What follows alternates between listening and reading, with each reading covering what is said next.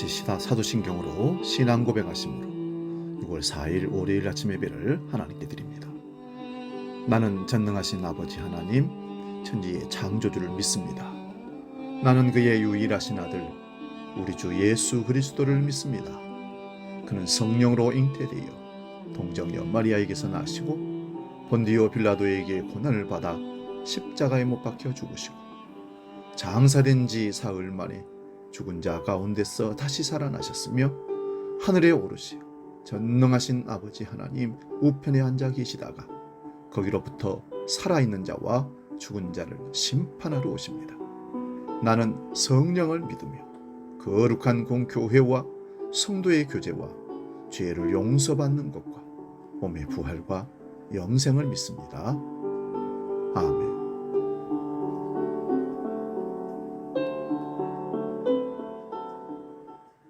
찬송가 327장 주님 주실 화평 함께 찬송합니다.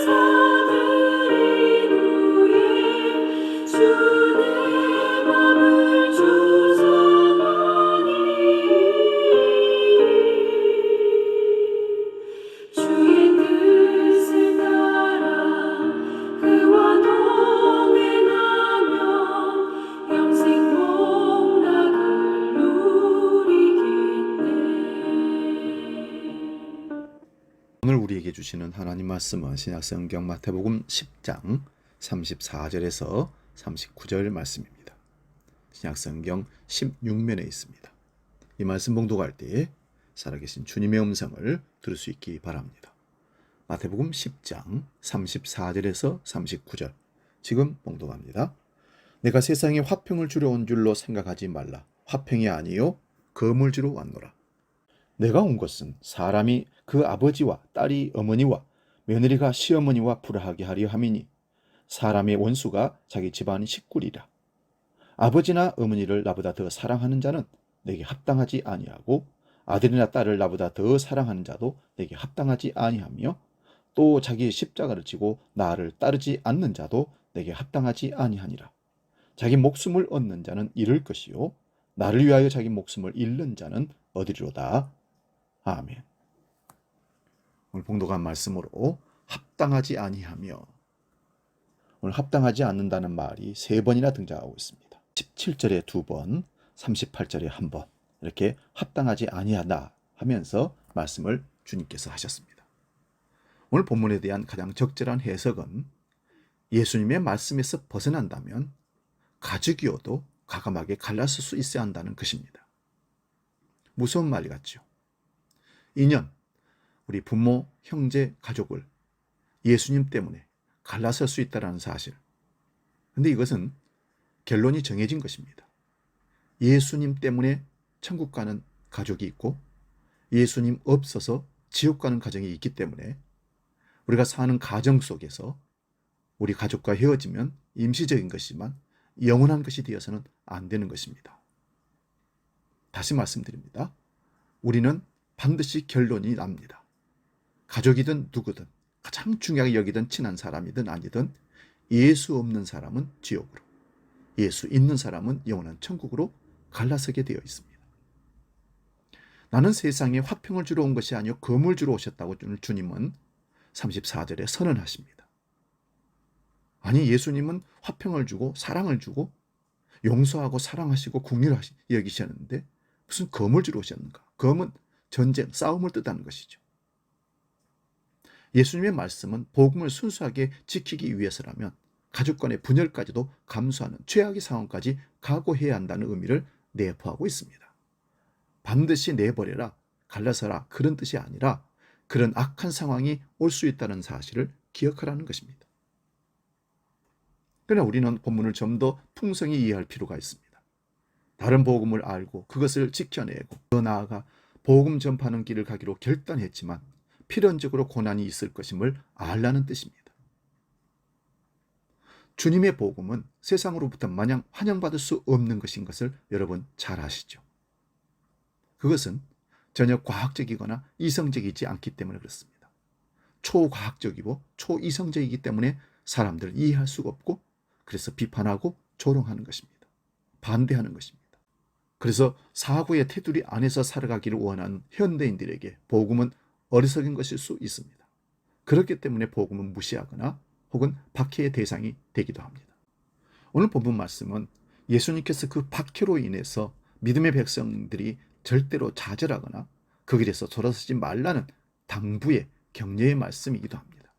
그리고 더불어서 그 박해는 가족으로부터도 일어날 수 있음을 말씀하시면서 또 하나의 중요한 의미를 전달하십니다. 예수님은 부모를 나보다 더 사랑하는 자는 내게 합당하지 아니하다고 말씀하십니다. 이것은 예수님과 그분이 전하신 복음의 권위가 부모의 권위를 뛰어넘는다는 것임을 말씀하고 있습니다. 이스라엘 백성들에게 있어서 부모의 권위를 뛰어넘을 수 있는 것은 신적인 권위에 해당합니다. 즉 예수님은 누구보다도 부모보다도 더 귀한 존경의 자리에 계신 하나님이시요 최고의 주권을 가지신 분이심을 말씀하고 계시는 겁니다. 아무리 심각한 박해가 있더라도 끝까지 예수님과 그분의 말씀을 지켜내고 그것을 위해서라면 검으로 상징된 분열도 감수할 수 있어야 하는 이유는 예수님이 하나님이시요 그분의 말씀이 하나님의 말씀이시기 때문에 그렇습니다. 오늘 본문 37절에서 38절은 예수님보다 부모나 자녀를 더 사랑하는 자를 향해서 합당하지 않다라고 말씀하고 있습니다. 자기의 십자가를 지고 예수님을 따르지 않는 자도 또한 합당치 않다고 계속해서 이어서 합당하지 않음을 얘기합니다.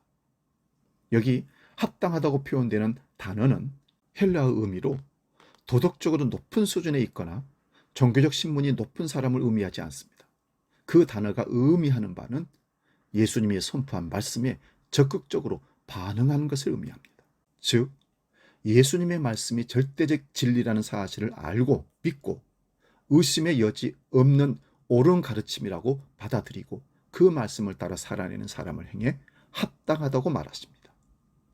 바꿔 말하면 합당한 자는 그 무엇보다도 예수님을 사랑하는 자이며 자기 십자가를 지고 주님을 따르는 자입니다. 이제 예수님과의 관계에 최우선의 관심을 두시기를 권면합니다. 각자가 합당한 자로 살아가기로 결단할 때 예수님은 그들에게 하나님의 자녀라 일컬음을 받을 것입니다. 그리고 그 주님께 합당한 그 한 영혼을 통해 그의 가족과 그의 이웃이 바르게 세워져 갈 수 있게 될 것입니다. 오늘 우리는 주님 앞에 합당한 자로 서 있습니까? 습관적으로 나섰던 길을 의미 없이 따라가는 종교인이 아니라 매일 매 순간 주님 앞에 내 십자가 앞에 나를 세우고 오늘도 나는 합당한 자로 가고 있는지 확인하시고 걸어가길 축원드립니다. 사랑하는 여러분, 지금 나는 주님 앞에 합당한 자로 서 있습니까? 합당한 자의 삶을 살고 있습니까? 아니라면 합당하지 아니한 그 행위를, 그곳을 벗어나서 합당한 자로 설 수 있기를 바랍니다. 그럴 때 당신은, 그럴 때 우리는 인정받고 그 사람을 통해서, 나를 통해서 가족이, 우리 공동체가 변화될 줄로 믿습니다. 합당한 공동체로 바뀌어질 줄로 믿습니다. 한국교회가, 우리 주안교회가 하나님 앞에 합당한 교회로 서지기를 중보하며 기도합시다. 기도하겠습니다. 하나님 아버지, 우리가 오늘 하나님 앞에 합당한 자로 서 있는지, 합당치 아니하다는 경고의 말씀을 듣는지를 분별케 하시고 주의 말씀으로 합당한 자의 삶을 살도록 도와주시옵소서. 주 예수밖에 더 귀한 것이 없네. 우리 삶에서 항상 주님이 의의 표대가 되게 하시고 주님 따라가는 복된 길 가게 해 주시옵소서. 우리는 부족합니다. 연약합니다. 오늘도 주님께서 주시는 새 힘을 통해서 합당한 자로 서지기를 간절히 소원하며 이제 주기도를 함께 기도합니다.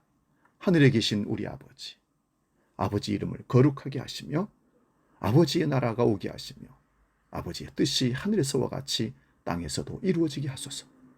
오늘 우리에게 일용할 양식을 주시고 우리가 우리에게 잘못한 사람을 용서해 준 것 같이 우리 죄를 용서하여 주시고 우리를 시험에 빠지지 않게 하시고 악에서 구하소서. 나라와 권능과 영광이 영원히 아버지의 것입니다.